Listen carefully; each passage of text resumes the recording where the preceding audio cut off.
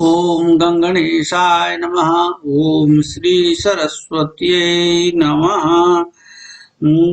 ओम सलोमास्ति स्वेदं पललमपि मार्जारमपि ते परं चोष्ट्रं मयीशं नरमहिखयोत्सागमपि वा बलिन्ते पूजायामपि वितरतां मर्त्यवसतां सतां सिद्धि सर्वा प्रतिपदमपूर्वा प्रभवति। ओम विक्रांतस्त्वं समर्थस्त्वं प्राज्ञस्त्वं वानरोत्तम येनेदं राक्षसपदं त्वयैकेन प्रदर्शितम्। आज 41वीं कारिका का पाठ है, जिसमें अवतरण है। इस कारिका का अवतरण कुछ बड़ा है।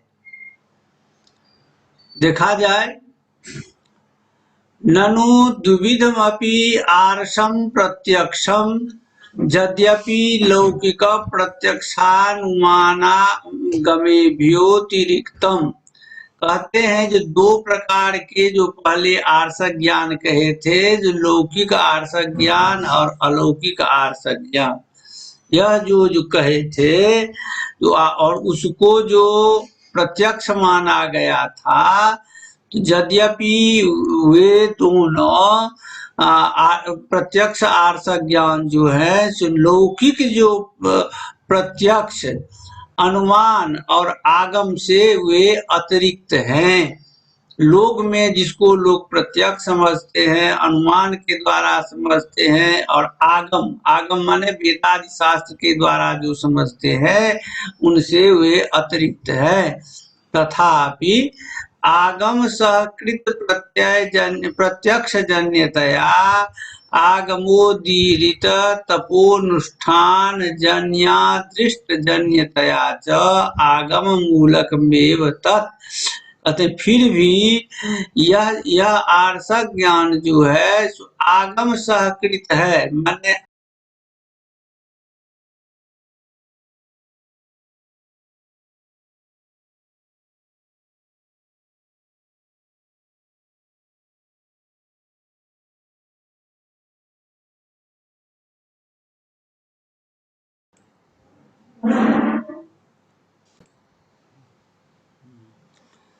तथापि आगम हुआ वेदादि शास्त्र। वेदादि शास्त्र के पढ़ने से जो ज्ञान होता है और जो प्रत्यक्षता प्राप्त होती है, उससे संपन्न जो यह आर्षक ज्ञान जो है, वो तपस्या वो तपस्या और अनुष्ठान से जन्य है और अदृष्ट फल को देने वाला है। इसलिए आर्षक ज्ञान भी आगम से युक्त है, इसलिए यह भी आगम मूलक है, इसमें कहीं कोई संदेह नहीं होना चाहिए। अतएव ऋषीणामपि यद ज्ञानम तदप्यागम पूर्वकम। इसलिए पहले कहा गया है जो ऋषियों का जो ज्ञान है वह भी आगम पूर्वक है, माने वेदादि शास्त्र से युक्त है। एवंच आगम स्वप्रामाण्याय तर्कम अपेक्षते। तो कहते हैं तब तो आगम जो है अपनी प्रामाणिकता के लिए तर्क की अपेक्षा करते हैं। तो तर्कापेक्षया दुर्बल इति, तब तो तर्क की अपेक्षा रखने के कारण ये आगम जो है जो दुर्बल है। इति तन्मूलकस्य आर्षक ज्ञानस्य सूत्राम दुर्बल्यम। कहते हैं तब तो वो तर्क मूलक जो आर्षक ज्ञान है, सूत्राम वो उसमें दुर्बलता है। कहते हैं नहीं, दुर्बलता नहीं है।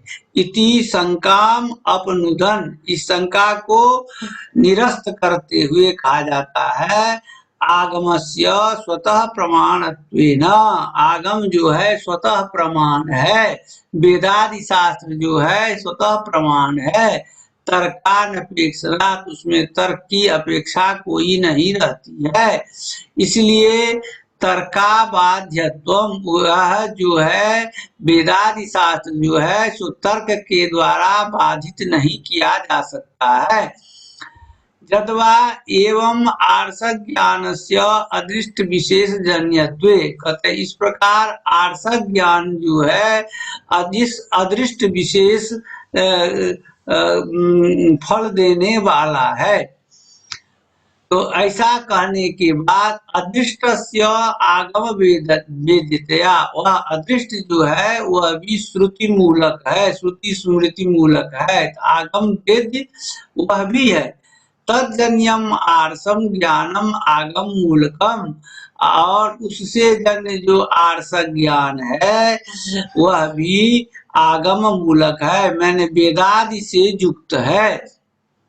इस प्रकार उसकी आगम मूलकता सिद्ध होती है। इति सिद्धम इति सांप्रतम आगमस्य सर्वतो बलवत्वाय सर्व स्वतः प्रमाणताम आह, इस प्रकार इस समय आगम जो है सो सब प्रकार से बलवान है, माने वेदादि शास्त्र जो है सो सब प्रकार से बलवान है, इसलिए उसमें स्वतः प्रमाणता है। अब उसी को प्रमाणित करने के लिए वेदादि शास्त्र ही नहीं, वेदादि शास्त्र जिनके जड़ में है, ऐसे जो व्याकरणादि जो शास्त्र हैं वे भी आगम ही हैं, आगम मूलक होने से वे सब भी आगम ही हैं। इसलिए इस कारिका में कहा गया है चैतन्यमिव जस्यायम् अविच्छेदेन वर्तते आगमस्तमुपासीनो हेतुवादेर्न बाध्यते, चैतन्यमिव यस्यायम् अविच्छेदेन वर्तते आगमस्तमुपासीनो हेतुवादेर्न बाध्यते। अब इसका अन्वय है जो अविच्छेदेन चैतन्यमिव जस्यायम् आगमः वर्तते तम उपासीना हेतुवादे न बाध्यते।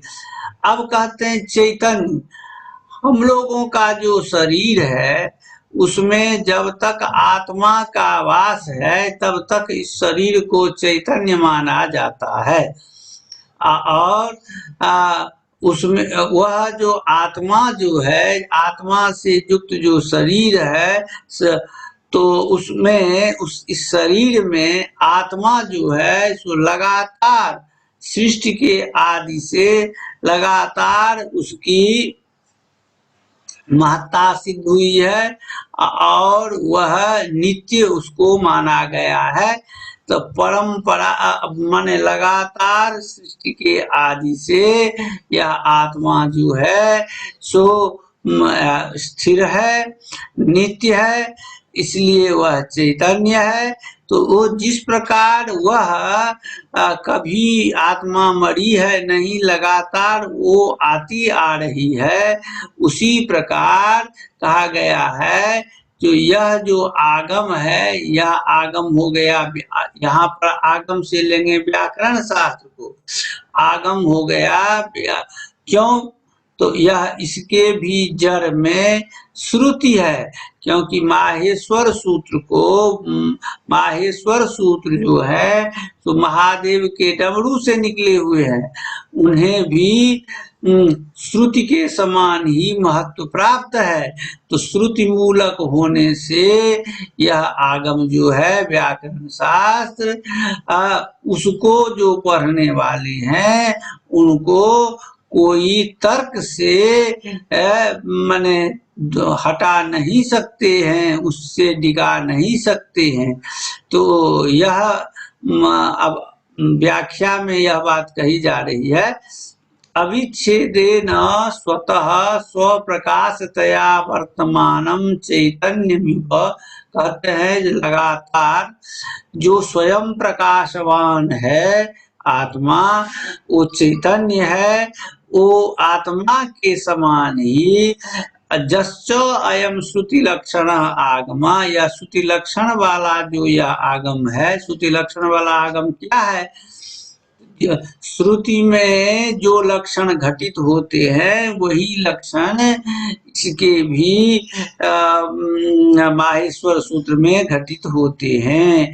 तो माहेश्वर सूत्र के आधार पर बनाया गया जो यह व्याकरण है तो उसको श्रुति लक्षण आगम कहा जाता है। तो यह श्रुति लक्षण आगम भी अविच्छेदेन विच्छेदो अप्रामाण्यम, विच्छेद माने हुआ अप्रामाण्य, अप्रामाणिकता जिसमें है उसे विच्छेद कहते हैं। अविच्छेद माने प्रामाण्यम, अविच्छेद माने हो गया प्रामाण्य, माने जो लगातार आ रहा है, परंपरा से जो बातें आ रही हैं, जो शास्त्र आ रहा है उसको अविच्छेद कहा जाता है, उसको उसमें प्रामाणिकता रहती है। तेना स्वतः प्रमाणतया, जो पहले से ही जो शास्त्र आ रहा है उसमें स्वतः प्रमाणता है, और स्वतः प्रमाण होने से तम स्वतः प्रमाणम आगमम, इस प्रकार स्वतः प्रमाण वाला जो आगम रूप जो यह व्याकरण शास्त्र है, उस शास्त्र को पढ़ने वाला जो है, उस शास्त्र को ग्रहण करने वाला जो है, तो आगमानुरोधे न प्रवर्तमान हेतुवादे तार्किकवादे न बाध्यते, वह आगमानुरोध से जो माने उस शास्त्र के आधार पर चलने वाले हैं उन्हें तार्किकवाद से बाधित नहीं किया जा सकता है, उनके अपने पथ से न्याज्यात पथो न विचाल्यते, उनके अपने पथ से विचलित नहीं किया जा सकता है। अब कहा गया जैसे अविच्छेद रूप से स्वयं प्रकाश चैतन्य वर्तमान है, हम सबों में वह चैतन्यता वर्तमान है, वो आज ही से नहीं परंपरा से वो चैतन्यता आ रही है। वैसे यह वेद रूपी जो आगम है, वेद रूपी आगम माने व्याकरण शास्त्र, वह भी अविच्छेद रूप से स्वतः प्रमाण से युक्त है। ऐसे स्वतः प्रमाण आगमों पर विश्वास करने वाले जो लोग हैं वो तर्कवाद से कभी विचलित नहीं होते हैं, माने इस आगम को के ऊपर विश्वास को नहीं हटाते हैं, विश्वास को नहीं खो बैठते हैं। अब इसकी दूसरे प्रकार से भी व्याख्या की गई है। अब इसको और लौकिक प्रमाण से युक्त होकर के यह व्याख्या की गई है, थोड़ा इसे भी देख लीजिए। यद्वा चैतन्यमिव यथा कश्चिदपि अहमस्मि इति प्रत्ययानुगते अनादि चैतन्य रूपे आत्मनि अहम वा नाहम वा इति न संदिग्धे न च नाहमेव इति विपर्यस्यति। कहता है जो चैतन्यधारी जो व्यक्ति है, आत्माधारी जो व्यक्ति है, जीवधारी जो व्यक्ति है, वो कहता है, जो कोई पूछता है तुम हो कि नहीं हो, तो उस पर कहा कि अहम अस्मि, मैं हूँ, क्योंकि वह जीवित है इसलिए कहता है मैं हूँ। इस प्रकार का जब उसे यह ज्ञान हो गया है जो मैं हूँ, तो उसके बाद अनादि चैतन्य रूप जो यह आत्मा है, जो अनादिकाल से यह जो आत्मा आ रही है, उस आत्मा में मैं हूँ या नहीं हूँ इस प्रकार का संदेह नहीं होता है, क्योंकि जब उसको एक बार यह हो गया है जो मैं हूँ, तब उसको इस आत्मा में मैं हूँ या नहीं हूँ इस प्रकार का संदेह नहीं होता है। इति न संदिग्धे न च नाहमेव, और नहीं, और उल्टा ज्ञान भी उसे नहीं हो सकता है, जो मैं नहीं हूँ, यह भी उल्टा उल्टा ज्ञान भी उसे नहीं हो सकता है, क्योंकि एक बार उन्होंने यह समझ गया है जो मैं हूँ, तो इसे उल्टा ज्ञान भी नहीं हो सकता है जो मैं नहीं हूँ। तथा योयम श्रुति स्मृति लक्षण आगम, उसी प्रकार यह श्रुति और स्मृति लक्षण वाला जो आगम है, माने श्रुति से युक्त जो यह आगम व्याकरण शास्त्र है, स्मृति स्मृति भी यह व्याकरण शास्त्र कहलाती है, क्योंकि स्मृति इसलिए कहलाती है कि इससे जो पहले आचार्य लोग हुए थे उनकी बात को इसमें स्मरण किया गया है, अपने व्याकरण में पाणिनि ने स्मरण किया है। तो इसलिए श्रुति, और श्रुति इसलिए है जो माहेश्वर सूत्र के आधार पर यह व्याकरण बना हुआ है, इसलिए श्रुति है। स्मृति इसलिए है जो अपने पूर्व के जो आचार्य थे उनकी बात को भी इसमें रखा गया है, इसलिए श्रुति और स्मृति दोनों बातें इस व्याकरण में घटित होती हैं।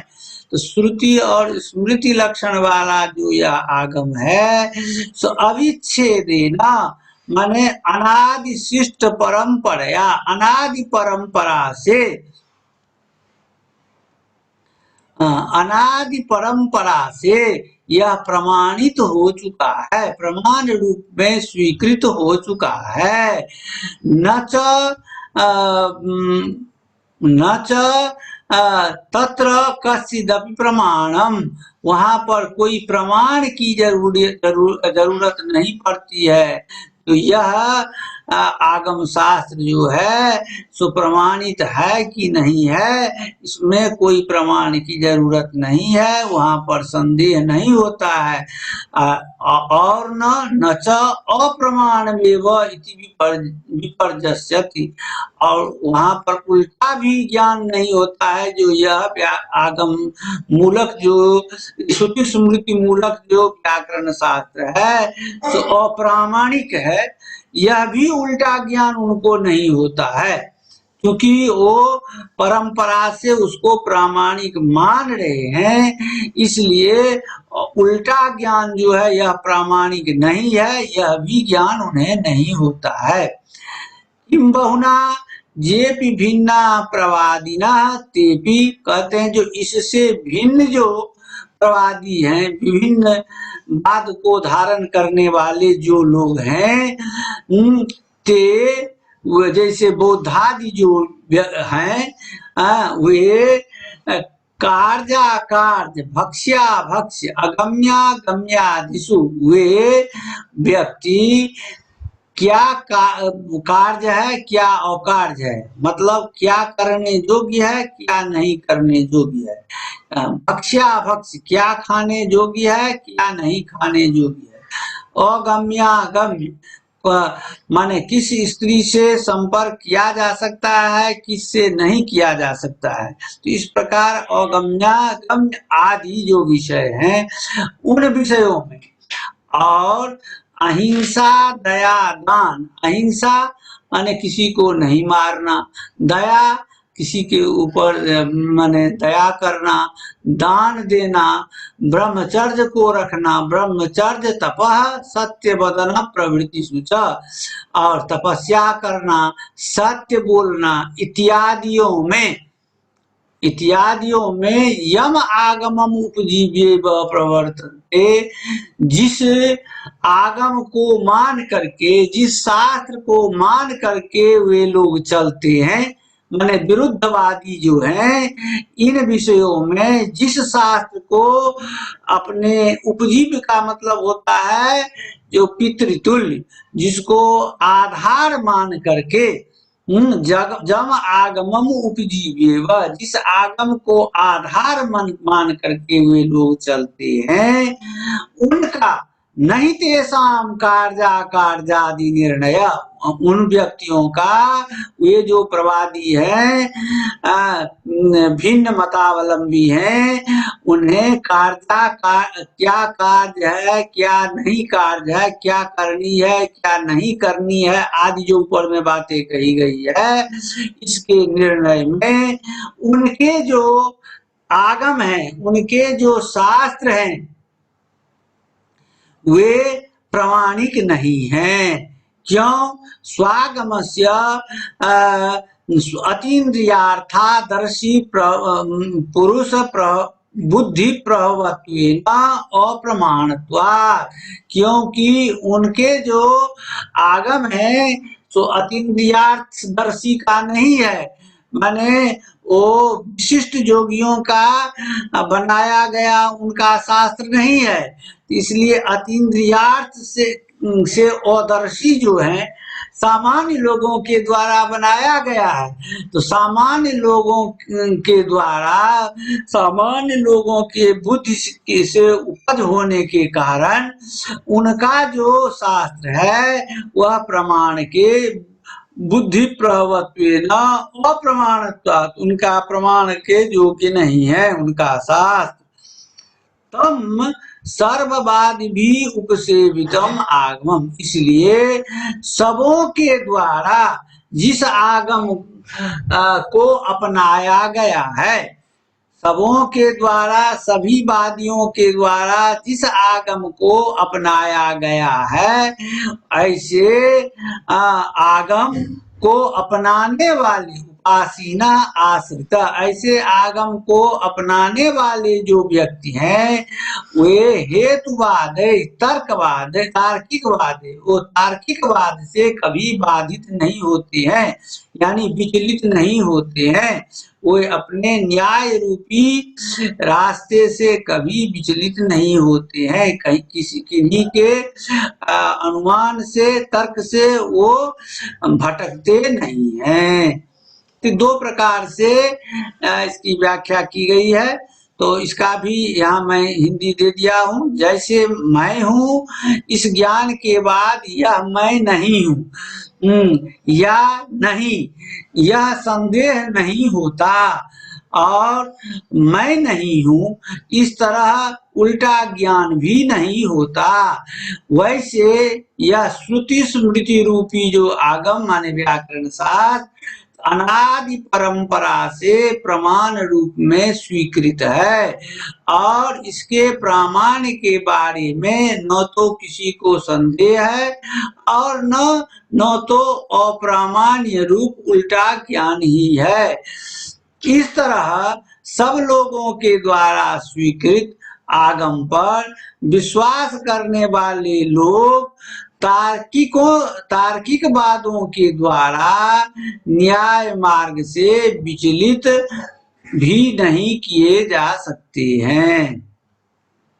तात्पर्य यह है कि आगम भी तर्क से प्रबल है। आगम माने वेद, स्मृति, व्याकरणादि शास्त्र, ये सब जो हैं सो माने आगम के अंतर्गत हैं। ये सब तर्क से प्रबल हैं। तर्क के द्वारा इनकी प्रामाणिकता को खंडित नहीं की जा सकती है। ठीक है। अब है कारिका संख्या 42। इसका अवतरण है तदेवं आगमस्य तर्काद बलवत्वं उक्त्वा आगमानपेक्षात् अनुमानात् धर्माधर्मादि विषये प्रवर्तमानस्य दंडम आह। कहते हैं इस प्रकार जो आगम है सो तर्क से बलवान है, यह तो कहा गया। आगमानपेक्षात् अनुमानात्, आगम की बिना अपेक्षा किए हुए यदि अनुमान से लोग धर्माधर्म का निर्णय करते हैं तो वे दंड के भागी होते हैं। वह भी कहा गया है, वे दंड के भागी होते हैं, उन्हें कष्ट की प्राप्ति होती है।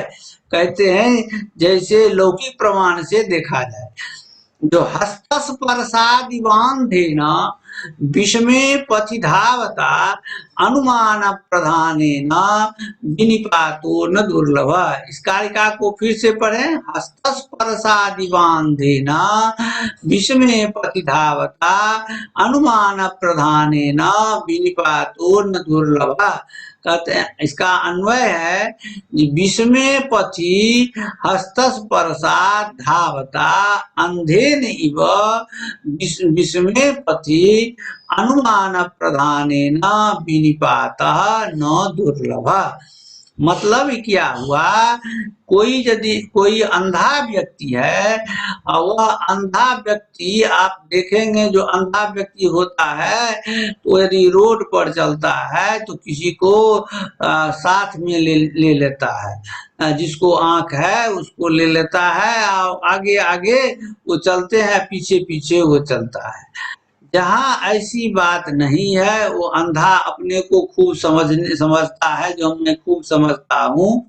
वह विषम दुर्गम जो पथ है, माने पहाड़ी एरिया का जो रास्ता है, तो वो कहीं ऊंचा है कहीं नीचा है, तो इस प्रकार का है, तो उसी को विषम दुर्गम पथ कहा जाता है। पहाड़ी एरिया का जो रास्ता है उसको विषम दुर्गम पथ कहा जाता है।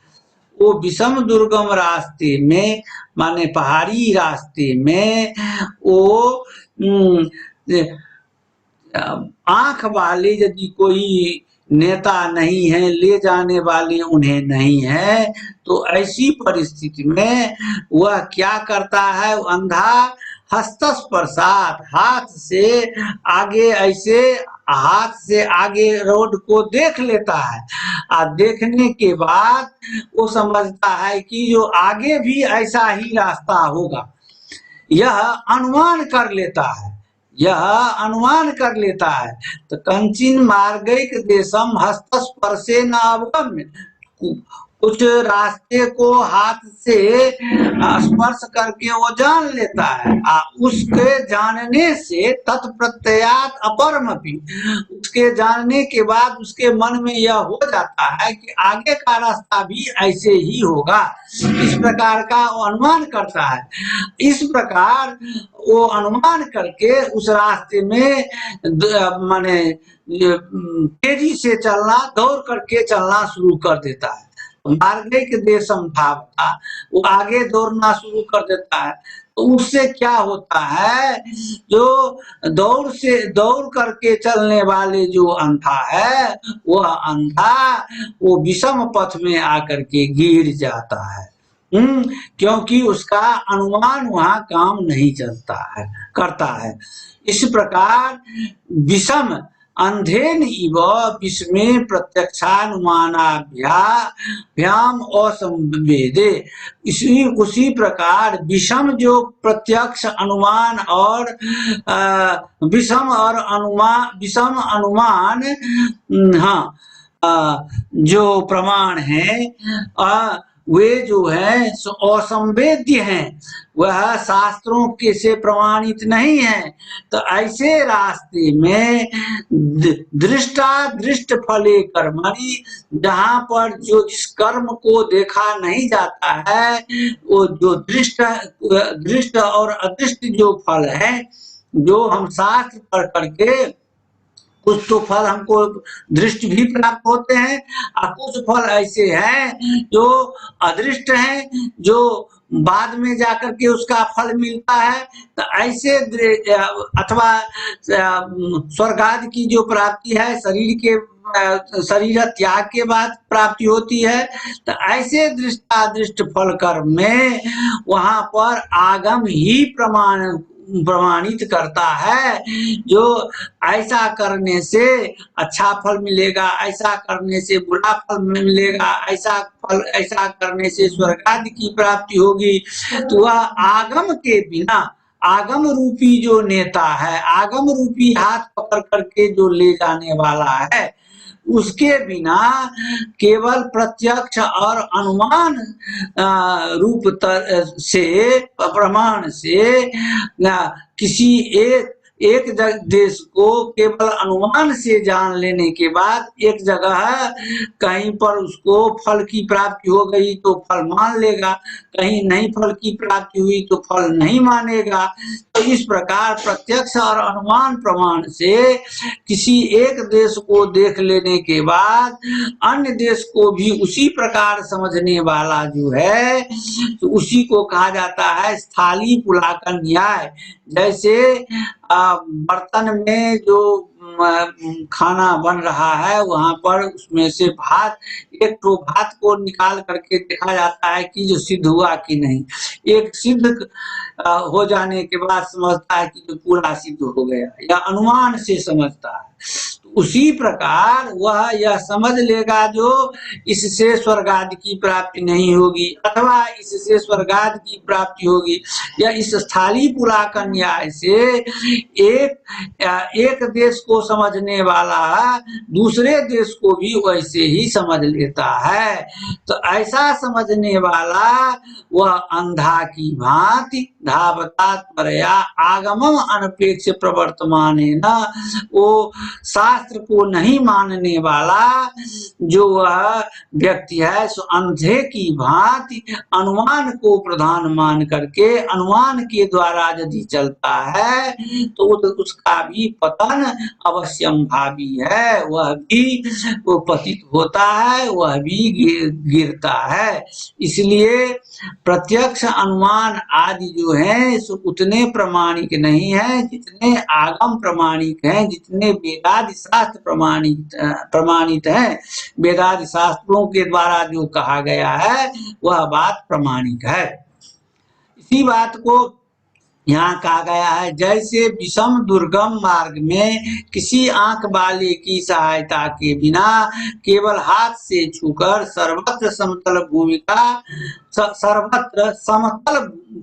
का माने पृथ्वी का अनुमान करके अंधा व्यक्ति दौड़ता है और बिना गिरे हुए नहीं रहता, वैसे अनुमान और प्रत्यक्ष प्रमाणों से नहीं जानने योग्य जो दृष्ट और अदृष्ट फल हैं, दृष्ट और अदृष्ट फल को देने वाले जो कर्म हैं, जो जिस कर्म से दृष्ट और अदृष्ट फल मिलते हैं, उस दृष्ट और अदृष्ट फल को देने वाले जो कर्म हैं, उन कर्म में आगम रूपी सहायक के बिना, जब तक उसमें आगम रूपी जो सहायक है, वेदादि शास्त्र रूपी जो सहायक है, जब तक वेदादि शास्त्र की सहायता नहीं ली जाएगी, वेदादि में वेद स्मृति और जो ब्राह्मण आदि जो ग्रंथ हैं, साथ ही 6 प्रकार के जो अंग हैं व्याकरण आदि शास्त्र, तो इन सबों की यदि सहायता नहीं ली जाएगी, सीधे अनुमान के आधार पर कार्य और अकार्य की व्यवस्था की जाएगी, धर्माधर्म की व्यवस्था यदि की जाती है, तो ऐसा करने वाला व्यक्ति जो है सो निश्चित ही पतित होगा, निश्चय ही उसका पतन होगा, इसमें कोई दुर्लभ नहीं है। इसलिए यह आगम को मानना जरूरी है। बारंबार भर्तृहरि ने यह दिखाने का प्रयास किया है, जो प्रत्यक्ष अनुमान उपमान शाब्द, ये जो 4 प्रमाण हैं, इन 4 प्रमाणों के अतिरिक्त आगम नाम का भी एक प्रमाण है।